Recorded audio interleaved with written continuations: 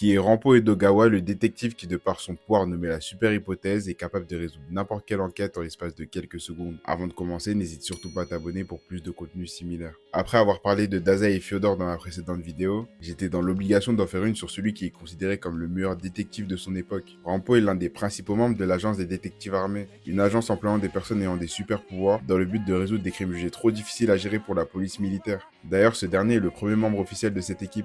Dans la vie de tous les jours, Rampo est un jeune homme pas très futé, au point même qu'il n'arrive pas à faire de simples tâches du quotidien comme nettoyer ou encore se faire à manger. Mais lorsqu'il est en mission, c'est tout autre chose. Dites-vous que le fait que les membres de l'agence se font appeler les détectives, c'est simplement en raison de sa présence. Car quand il enfile ses lunettes et active son pouvoir connu sous le nom de la super hypothèse, il est capable de résoudre n'importe quelle affaire en une poignée de secondes. Pour que vous compreniez bien la dinguerie, il a par exemple été capable d'expliquer étape par étape comment un meurtre s'est déroulé et qui en est l'auteur. Et ce, simplement en se rendant sur la scène de crime. En parlant de son pouvoir, c'est l'un des éléments les plus importants de son développement. Car en réalité, il n'a pas du tout de pouvoir et sa capacité de déduction est seulement due à son intelligence. À l'origine, Fukuzawa, le chef de l'agence, l'a encouragé à croire qu'il avait une aptitude pour renforcer sa confiance et son rôle dans l'équipe. Bien qu'il ait assez vite appris la vérité, Rampo a longtemps continué à faire semblant parce qu'il aimait ça et parce que les autres le voyaient comme un utilisateur d'aptitude exceptionnel. En tout cas, c'était tout pour lui. Si vous voulez que je continue à parler des personnages de Bungo Stray Dogs, n'hésitez pas à me laisser un petit commentaire.